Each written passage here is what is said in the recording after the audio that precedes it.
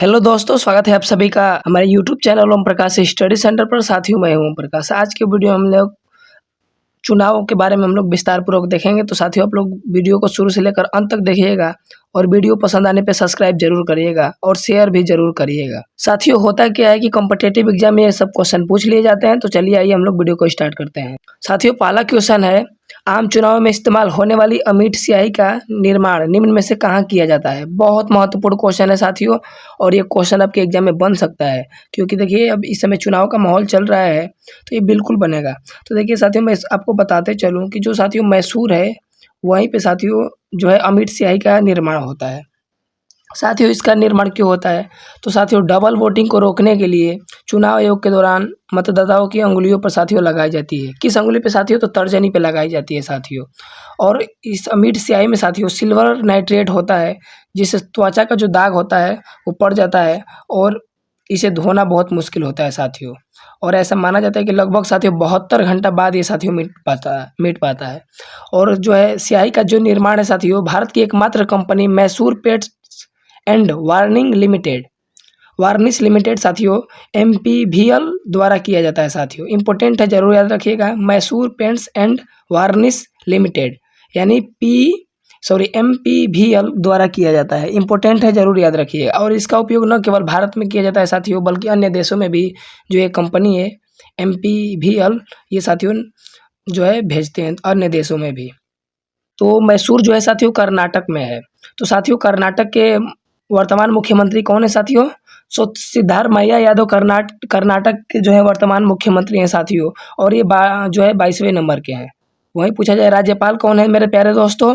तो राज्यपाल साथियों थावरचंद गहलोत है साथियों, जो कि 19वें नंबर के जो है वो वहाँ के राज्यपाल हैं।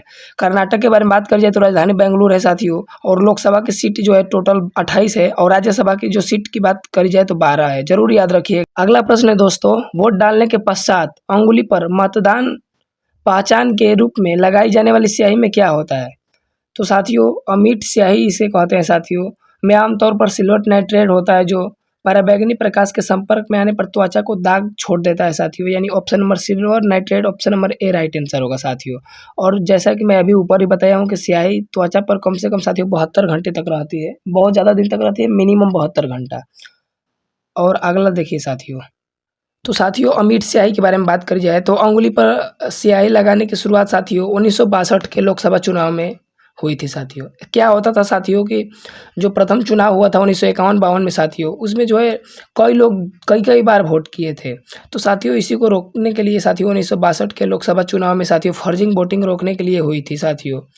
और ये जो है अमीट स्याही का उपयोग साथियों लगभग 30 देशों में उपयोग किया जाता है साथियों। ये भी आप लोग याद रखिएगा।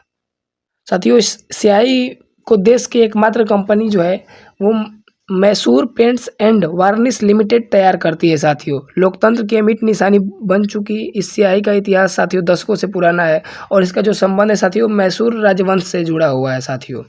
और मैं आपको बताते चलूँ साथियों कि जो वडियार राजवंश का शासन चलता था साथियों, उसी समय जो है इसका जो है उस समय शासक महाराजा कृष्णराज वागडियार चतुर्थ साथियों वहाँ के शासक थे। ये भी आप लोग याद रखिएगा, इंपॉर्टेंट है और ये क्वेश्चन बन सकता है।